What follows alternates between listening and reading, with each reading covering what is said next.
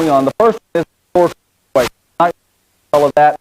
It's not necessarily needful for where we're headed. Historical situation, that is dark. So if we find ourselves in the dark people of Israel. The second thing that is very important, Israel constantly gets themselves into this kind of slump. So if we were to draw it out, they started up here, but then they drop off. Get back. And then, so what the prophet does, says, oh, well, don't worry, it's not always. And so he tells them about a time where the prophet often does that, where he gives some kind of hope. So you might have a dark discourse, a doom, but then it's followed up with hope. Or the prophets do that if you read them. The third thing is this. We have seen children, several of them, 4 children.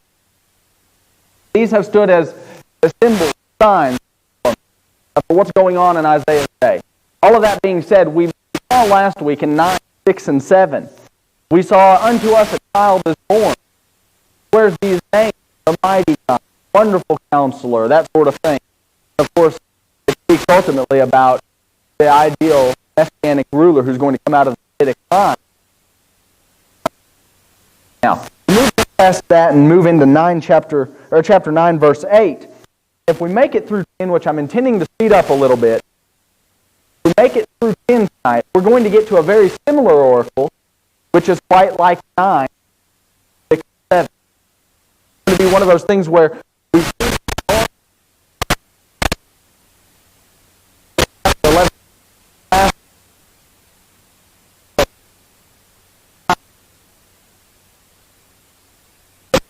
yes, the context we are in. Chapter 1 through 6. Well, chapter 1 that unit, probably a summary at the very end of Isaiah's text. Why does he place it? Well, prophets do that frequently. They arrange it thematically and not chronologically. He's letting us know at the very start of his text, he's letting us know what the entire time of his prophetic ministry was like. It was a bad time in Israel. Then we see an isolated chapter, and of course you're just going to have to take my word for all of this at the moment. But in chapter 6, he tells us how he was called as a prophet of God. And then for the moment, we're in chapters 7 through 12, which functions as another unit. And all of this is situated in the time about the Syro-Ephraimitic War. And King Ahaz is in power. Hezekiah may have taken the throne somewhere in the line, right there about 715. And so we're in the middle of this war. All of this functions. It's one unit. We're going to get into, after we move past 39, where it's become a little bit easier for us to follow along because it functions as a whole unit. That runs for 20 chapters. So it'll get a little easier as we move forward. We're in this oracle right now, and naturally there are some difficult things in it. Any other questions, comments? No, okay. All right. As we look at Isaiah 9:8 then, he's picking up on a lot of bad things are happening, but he just so he says in 9:8, the Lord sent a word into Jacob, speaking of southern Israel, and it hath even lighted upon Israel, northern Israel. And he says, and all the people shall know, even Ephraim, and the inhabitant of Samaria, that say in the, and watch this, they say it in the pride and the stoutness of their hearts. And here's what they say, the bricks are falling down, don't worry about it. We'll rebuild with hewn stones. The sycamores, they're cut down. Our trees are missing, but we'll change them into cedars. We'll make them bigger and better than they were before. I don't know exactly what setback they've faced here, but somebody, probably Tiglath-Pileser, the Assyrian king, has moved in, decimated the land, and now they're wondering, where do we go from here? Well, Israel should have turned to whom? God. They should have turned to God. They should have said, we can't do it on our own, but if with God's help we can accomplish this sort of thing. We can grow back bigger and better than before. But instead, they do it on their own. They say, oh, we don't need God. And in our own lives, we do the same thing sometimes. We face the crisis, face it. We say, oh, my bank account's just been drained because of some calamity that I... It's not a real... Come on, Joe. Maybe not. Okay, well that's good. That's good. We face the calamity sometimes and we think, oh, well, I can handle it. My bank account just got drained, but I know what I'll do. I'll work harder. I'll look for another job to add to my 40 hours a week, and I'll take care of it all on my own. And maybe that's what we're supposed to do. But not without prayer. Not without consulting God. Not without saying, "What? Maybe this isn't what He has in store for me. Maybe He's trying to teach me a lesson here." And so sometimes these kind of things happen, but we shouldn't turn to our own selves necessarily. We should turn first and foremost to God. And we can see Old Testament examples constantly where the people are getting into trouble because they don't consult God. Remember with the Gibeonites back in the book of Joshua, where the people come and they've got the tattered clothing and it's all torn and they look like they've come from a far land. And then it doesn't help matters that they say that. Oh, we're from a far land.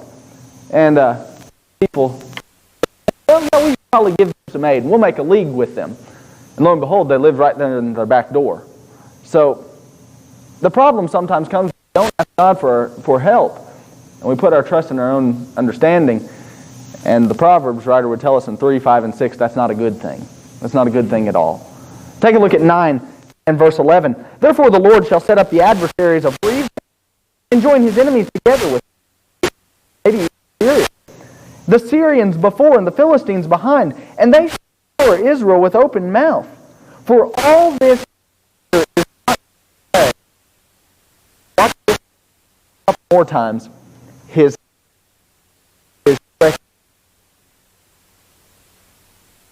talking about his hand being stretched out with wrath.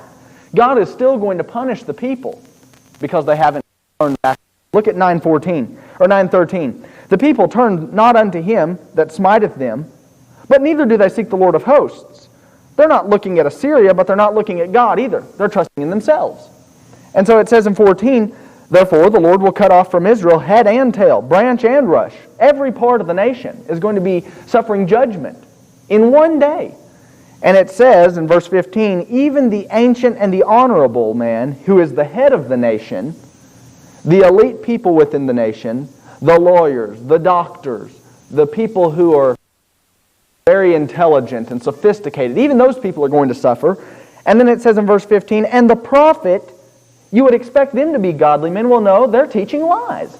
And it says in 9:15, Assyria is even going to judge them. It says in 16, the leaders of this people that caused them to err, and they that are led of them, they're destroyed. Everybody's going to reap judgment in Israel. And it says in verse 17, therefore the Lord shall have no joy in their young men. He's not going to have mercy on the fatherless and even the widows. Wow, and that's very much uncharacteristic. Even the poor are going to suffer because it seems to me that the entire nation is up. Their anti-God rhetoric has finally reached its peak. And so it says in 9:17, everyone is a hypocrite and an evildoer, and every mouth speaks folly. And of course that's not literal, he's using hyperbole. Getting at the point that the entire nation has gone a certain way. Thank God we've got certain people standing up in our own nation today who are trying to go against this agenda that is really just anti-God. And that's what Isaiah is getting at as well. The people are pressing an agenda, and there's not a man who's standing up and saying, no, we're not going to allow our nation to go this way. It seems that all of the people are just sitting back and watching the nation. One of the best things we've got in our country is the freedom.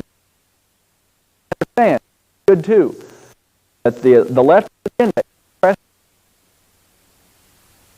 they're trying to take that from us. When they do, that will be when the nation. The speakers have always told the movement. It's always been. It's whoever has the podium who controls the way it goes. And so when you get a fool people in the podium, and you get people that don't know what they're talking about, people that are anti-God. This is the kind of thing that destroys a nation. And so Isaiah is pointing that out as well. Everybody is standing up for wickedness rather than righteousness. And in all of this, 17 says, his anger is not turned away. And here we see the phrase a second time. His hand of anger, of judgment, is still stretched out. Look at 9:18. Wickedness burns as the fire.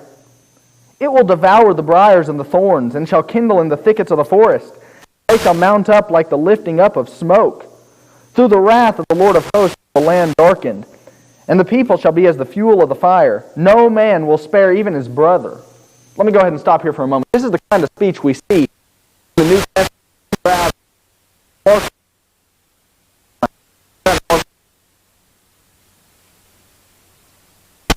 only place 43, 47, I'm going to have you pick up whoever reads.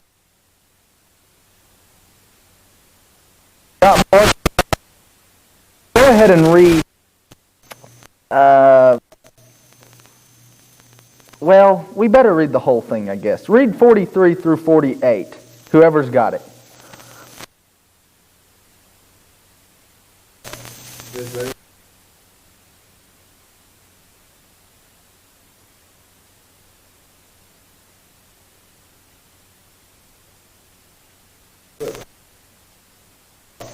It is better for you to enter life lame, rather than have 2 feet to be cast into hell, into the fire that can never be quenched, where the worm does not die and the fire is not quenched.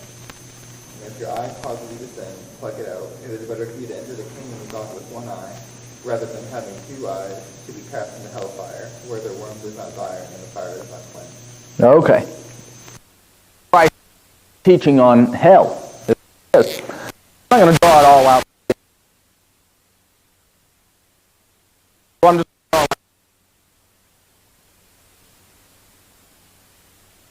if this were the Temple Mount, this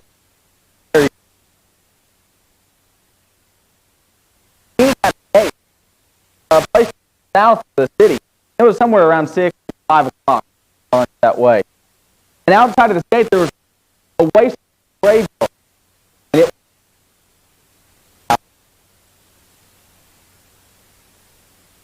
it was in this area. They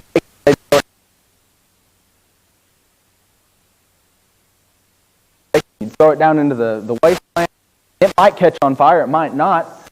And while this flesh is burning, it'd have flies, and it'd have the maggots all over it, and it's just a nasty place. It always stank. And Christ grabs a hold of it. Gives a very visual representation. That's what he's ultimately doing also is grabbing this illustration amongst other judgment illustrations throughout the Old Testament. Similar images, that's what Isaiah is doing. Take a look at Isaiah chapter 9, 1 more, 9:18. This sort of thing, their sin, the nation as a whole, how are we going to punish the nation? How are we going to get sin? 9 verse 18 tells us, oh, don't worry about it. Wickedness burns like the fire. What he does is he tells us judgment is coming, moving in. The people, even under the Old Testament, will experience that at the hand of the Assyrians. He says in 9:20, he shall snatch on the right hand and be hungry, and he shall eat on the left hand, and they shall not be satisfied. They shall eat every man the flesh of his own arm. This is demonstrating the poverty of the nation. And then he says in 21, Manasseh, Ephraim, Manasseh. Somebody remind us of who those 2 folks were. Sons of Joseph. These are brothers. These are close brothers. And what Isaiah does, he grabs a hold of these 2 individuals from back on Joseph and brothers by heads. And he says this is the cause of the wicked nation. Look at what he says in 9 verse 21. God bless you. In 9:21, and they together shall be against Judah. And then it says, for all this his anger is not turned away, and here's the phrase once more, a third time, his hand is. Everything we just read. Any comments or questions? Okay, take a look at 10:1. Woe unto them that decree unrighteous decrees, and that have grievousness which they have prescribed. And then it says, to turn aside the needy from judgment, and to take away the right from the poor of my people, that widows may be their prey, and that they may rob the fatherless. Somebody grab for us, let's all turn there. Take a look at Jeremiah 32. Jump over to Jeremiah 32, beginning verse.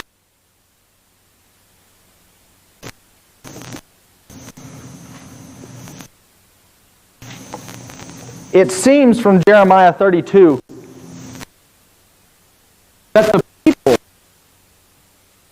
had whatever kind of deal was made. There would be an unofficial document, and this unofficial document went to the person whom the ruling was in favor. So if you were the authority, they ruled in your favor, this document went to you.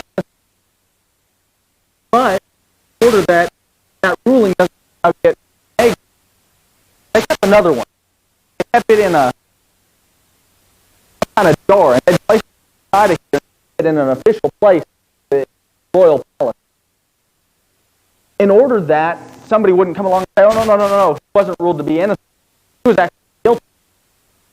So there was an official beginning in verse 9. I'll go ahead and read this. It says, Jeremiah bought the field of Hanameel, mine uncle's son, that was in Anathoth, and weighed him the money, even said, so he buys this field for a very low price. And it says in verse 10, I subscribed the evidence, and sealed it, and took witnesses, and weighed him the money in the balances. So I took the evidence of the purchase, both that which was sealed, and the custom, according to the law and the custom, and that which was open, the one for the innocent party, the one to be put in a jar and sealed up and kept in a royal official place. And then it says in verse 12, I gave the evidence of the purchase unto Baruch, who is the scribe at this time. And basically they take it and they bring it, it says, before all the Jews that sat in the court of the prison. So they keep this kind of thing. Go back to Isaiah chapter 10 and look at what's going on in Isaiah's day. He uses that kind of historical custom and the sealing of the decree. And Isaiah says, woe unto those who make these kind of bargains or deals, and they rule in the favor of the wicked, who decree unrighteous decrees, and they make the ruling in favor not of the innocent, but of the guilty. And they give the guilty one. It says, well, even the law of the land is so messed up that the people don't know what to do. That's what kind of era they're in. So he says in verse 3, well, what will you do in the day of visitation? God, that gospel, where Christ says, oh, then I visit, or then God, I will visit in their affliction. And it speaks about him coming in a kind way to deliver the oppressed. God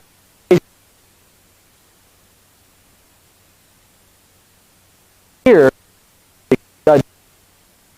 and take note of the parallel with where Christ is coming out of the city of crying. The women say, oh, don't fit on.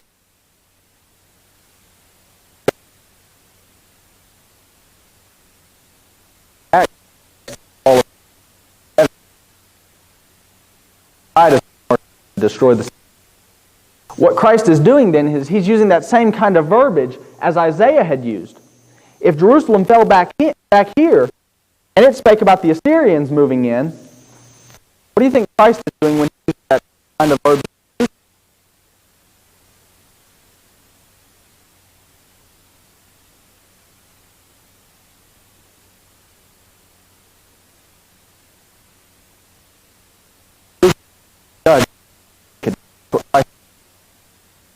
Look at 10 and verse 3. What will you do when God comes to judge, and in the desolation which shall come from far? To whom will you flee for help? Where will you leave your glory? Without me they shall bow down under the prisoners, shall fall under the plain. Here's the phrase once more. For all this is anger, is not turned away, but is stretched out still. Any comments for 10:4? What you was talking about up there, Drew, is basically what happens on the county level in the state of Tennessee. All the properties recorded in the courthouse. So the main thing is what's recorded there. Sometimes someone may think, well, if they lose their deed, they're in real. But that's not true, because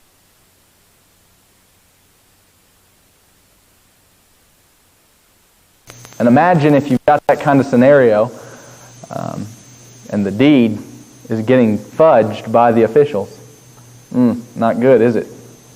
That's the kind of thing they were living in, where you might have a piece of property, and next thing you know, they show up with the sealed deed, and they crack open this thing, and they say, oh, by the way, here's the deed. You watch it sealed, and you know that your piece of property is yours. They say, oh, by the way, this actually belongs to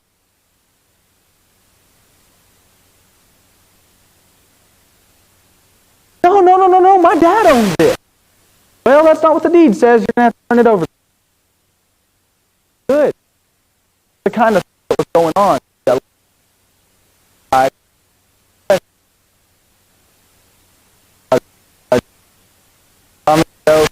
Funny. That's it. Sometimes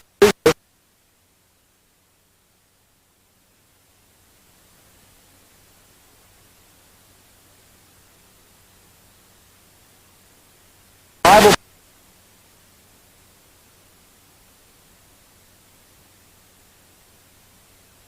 What are the right?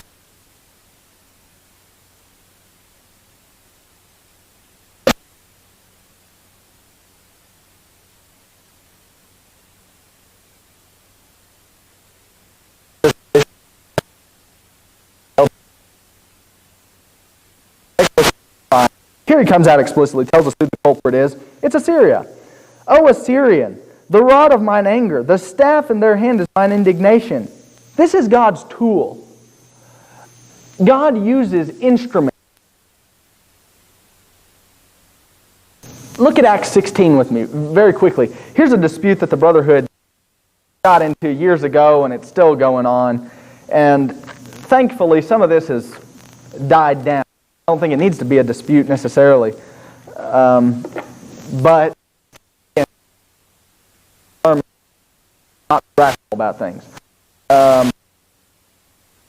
Take a look at Acts chapter 14 and 15. And whoever's got it, go ahead and read.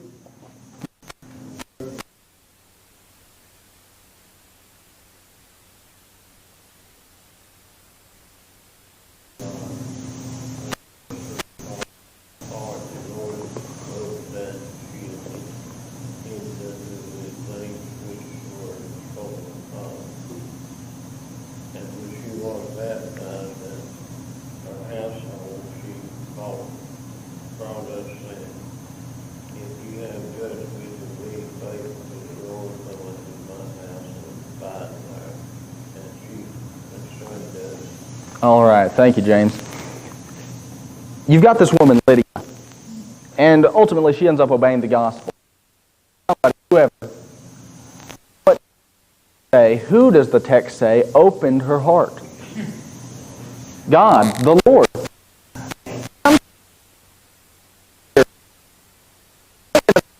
Whatever the event may be, in this case it's Lydia's heart. In the case of Isaiah, it's judgment upon Israel.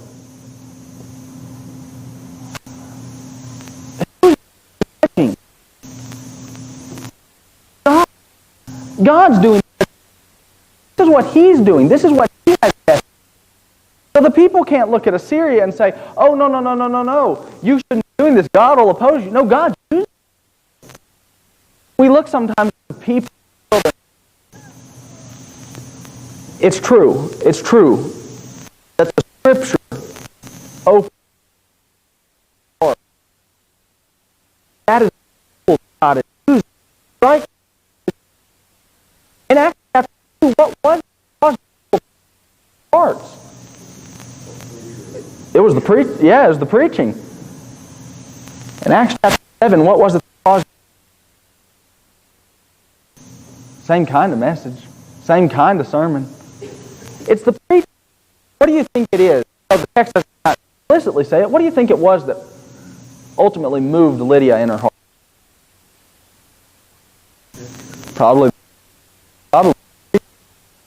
God didn't do some work against her free moral agency, reach in there into her heart and say, oh, you're going to become a Christian today.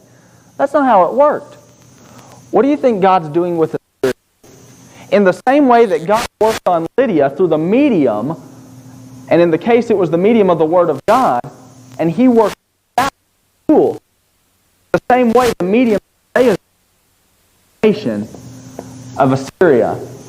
See, it's not that God is God in the human heart. It's not that He's doing this, or He's doing this. My marker's going to fall, I knew it. That's what He's doing. He's using an instrument. And so in the same way with Syria, He is using him as His tool to enact judgment, to teach Israel a lesson. God teaches us those same kinds of lessons. We may not recognize it, but we're going to face calamity. And in that calamity, the question that we've got to ask is, how are we going to respond to this? Are we going to do like Job's wife and say, curse God and die? Or are we going to do like, hopefully we ought, and say, I'm going to make this be the thing like with Job that turns me stronger for God? That's what he's trying to get at. Go back to Isaiah chapter 10. It's Assyria who is his tool. And it says in verse 6, I'll send him, the Assyrian, against the hypocritical nation, Israel. And against the people of my wrath will I give him a charge to take the spoil, to take the prey, and to tread them down like the mire of the streets. They're going to just trample the people. And it says in verse 7, howbeit he means not so, neither doth his heart think so. But watch this in verse 7, and I'll give you a paraphrase here in just a moment. In verse 7 it says, but it is in his heart to destroy and cut off nations, not a few. If you had asked the Assyrian king at the time, why are you doing this? Why are you moving in on Israel? You know what he would have said? Oh, I want world domination. I want to be a boss. I want power. And not once would you have asked him, but what about God? Isn't God somehow involved? No, God's not involved. No, this is our doing. This is what we want. But all the while, behind the scenes, there was a God that's working these things, you see. How that happens, I'm not sure. I cannot explain the mechanics behind God's providence. I cannot explain the mechanics behind the virgin birth. But that hardly warrants the conclusion that I deny the existence of it. God is working providentially in Israel's lesson. God is working providentially in the lives of you and the lives of me and mine. And He's trying to get us to realize that He is doing things behind the scenes. Don't sell your God short. Pray to Him and expect real results. He's still working. He's not done. But that hardly means we've got to say it's miraculous. Whatever God's doing, let Him do it. But in whatever He's doing, He's not defying the laws of nature. And that's what it would take in order for it to be a miracle. When we look at what God's doing with Syria, we can't help but get a couple of take a look at Daniel chapter 4.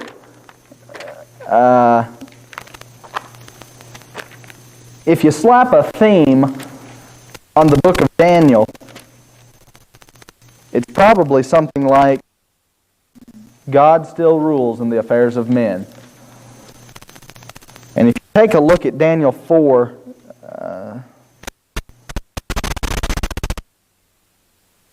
somebody read 25 for us. 4:25. especially drive these men as well to do these in the field. They shall make these to be grass and donkey, and they shall wet thee with the dew of heaven, and 7 times shall pass over thee. And thou knowest the Most High ruleth in the kingdom of you, and you are the kingdom of you. He's trying to get Nebuchadnezzar to realize God still rules in the kingdoms and the affairs of men. Somebody get 4:32. Whoever's got 4:32, go ahead.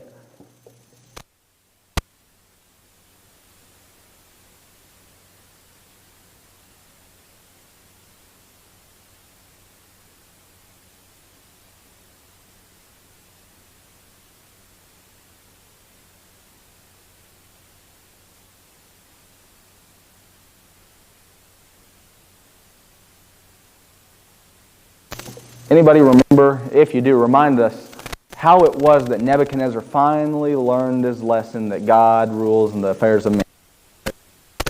That's it. He's driven out like a beast. Let's not get to that point where God has to teach us that He's the one who reigns, where He's got to drive us out, or teach us through some calamity. Let's learn that He's up here before we ever have to go through that. Look at 37 with me if you're still in Daniel 4. He says in 4:37, I, Nebuchadnezzar, praise and extol and honor the King of heaven, whose works are truth and His ways judgment. And now he knows this: those that walk in pride He's able to abase. Jump back to Isaiah 10 once more. If you had asked Assyria, who reigns in the affairs of men? They would have said, oh, we do. But if you asked God, God says, I'm doing this. Remember what Jesus told Pilate? The only power you have is because I allow it. The only reason you have any say about anything is because I allow it. That's the same thing with you and me. Oh, well, I'm the head of my house. Oh, really? No, it ought to be God. No, I get the point. I get the point. God's up. And whatever we have belongs to Him, and we ought to give it right back to Him. Job is, yeah, Clyde. Well, but in verse 17, he had some of that. Set up over it, the faces. Yeah, yeah. Go back and talk about Hitler all you want to. Set up on that, but he was about as low as you could get. And there is some today that's low and going. Yeah, yeah, true. So that, like I say, has that same thing there, but he did add that one thing for that. Interesting, interesting. Any other comments, any other questions? Yeah. Naoka, go ahead, and then we'll come. He's going to use Assyria against him, and this is before the Assyrians captured him, taking him into captivity. Yes, it would seem that way. If I'm correct, and let me just tell you, the scholars debate this, so I'm hesitant to say definitively.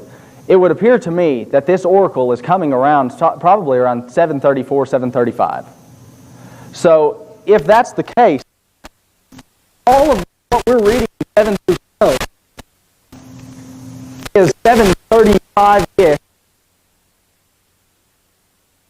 And he's looking at on making a prediction about what's happening. So, whatever the prophet is writing here is undoubtedly miraculous. He's saying some things that are specifically about to happen that have not. Now, some of the scholars tell you that this oracle is actually written after one. I tend to think it's written probably around 735. So. Any other questions? Brian, you had a comment. I just think it's interesting that God, with all His power, let people think what they're going to think. You think about the evil government throughout history and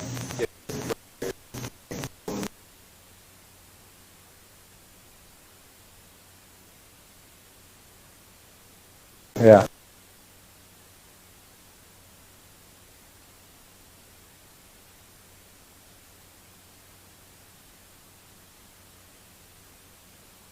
It allows us to go our own way. somehow in all of that, he uses it. I don't know how. Like I said, Israel,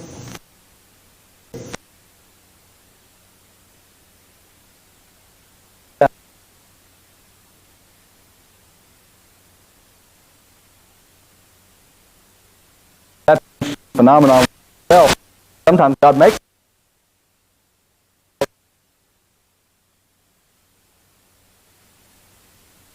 that back. So prophecy, as John at Abilene Christian University, he's retired now, but as he argues, and rightfully so, from Jeremiah 18, the prophetic word is always conditional. God will turn around and they make a change.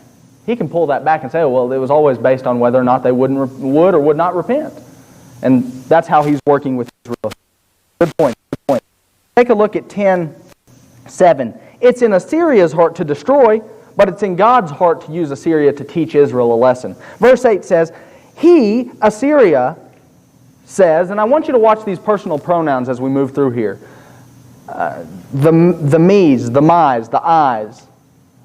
He says, are not my princes altogether kings? That's what Assyria boasts. He says in verse 9, Calno, Carchemish, Hamath, Arpad, Samaria, Damascus, they're all destroyed.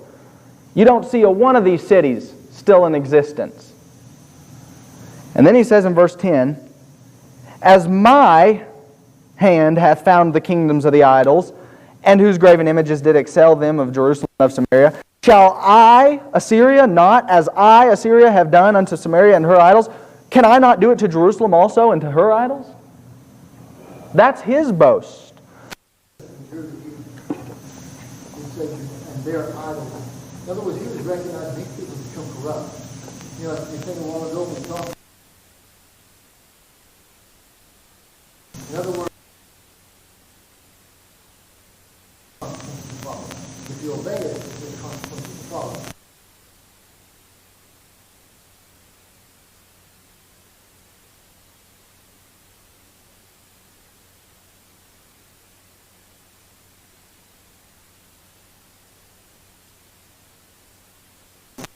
Right and wrong.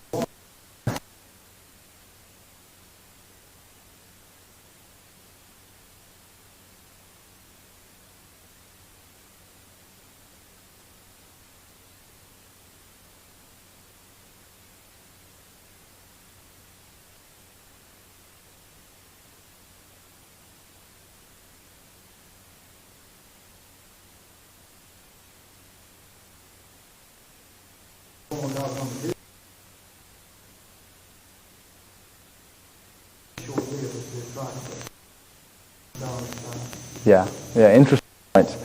Y'all remember another place, maybe your Bible class teachers from way down. Remember any other passages or scenarios where the personal pronouns are just out the roof? I did this, or me and my.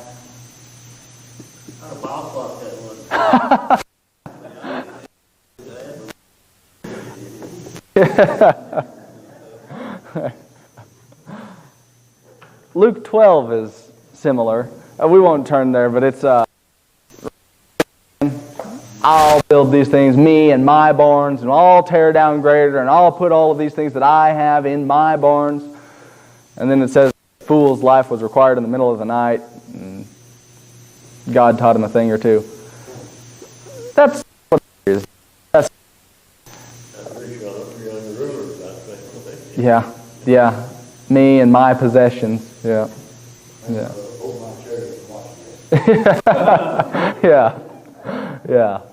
It's good to stay humble. Good to stay humble. And Assyria had not been, which is why God's going to use them for a task and discard them. Look at 10:12. Here's the prophet speaking. Wherefore it shall come to pass that when the Lord hath performed his whole work, this is God's work.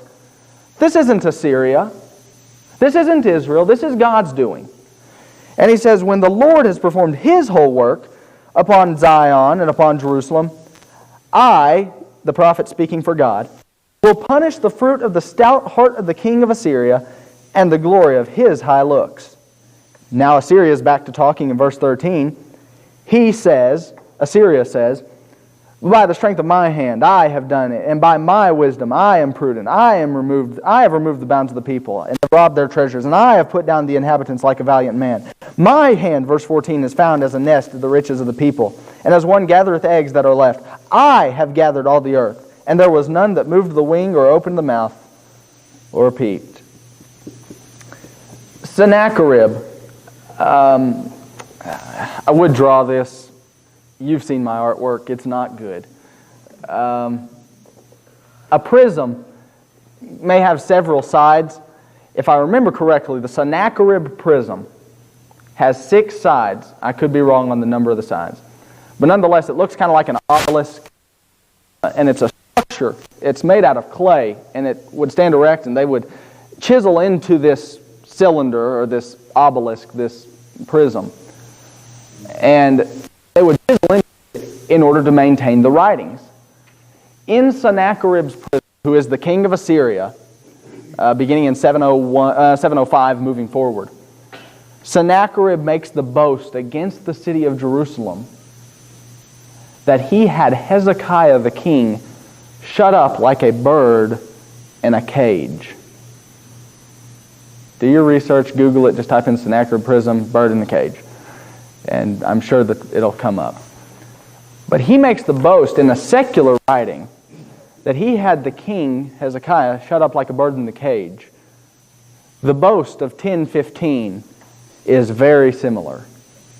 10:14 is very similar. As my hand has found as a nest, the riches of the people, and as one gathers eggs that are left, I have gathered all the earth, and there was none that moved the wing, or opened the mouth, or peeped. And he's making the boast. Lion up in the cage, and they can't escape. They can't move because of me. And then look at 10:15. Shall the axe, that's Assyria, shall the axe boast itself against him that hews therewith? What kind of tool looks up at its master and says, "Oh, I'm greater than you are"? Assyria is the axe. It's not the wielder of it. God is the wielder. God's the one holding the axe. Look at the next part. Or what about, shall the saw magnify itself against him that shaketh it? Or as if the rod should shake itself against them that lift it up, or as if the staff lift itself up as it were no wood, like it's the greatest thing I spread. No, it's good. That's what God's telling Assyria. Look at 6. Therefore shall the Lord of hosts, send among his fat ones, speaking of Israel, leanness, and under his glory he shall kindle a burning like the burning of a fire. And the light of Israel shall be for a fire, and his holy one for a flame. And it shall burn and devour his thorns and his briars one day. Judgment moving in. And then he says in 18, and shall consume the glory of his forest and of the fruitful field, both soul and body. They shall be as when a standard bearer fainteth, as the flag bearer when he faints. In 19 it says, the rest of the trees of his forest shall be few that write them. That's when ultimately death and smites the Assyrians in the middle of the night, sparing Hezekiah in the city of Jerusalem. Any comments or questions up to 19? Okay, never mind. I'm not opening that up. We're going to stop right there. Bring your comments and questions next week. We'll pick up in 10, verse 20. Thank you.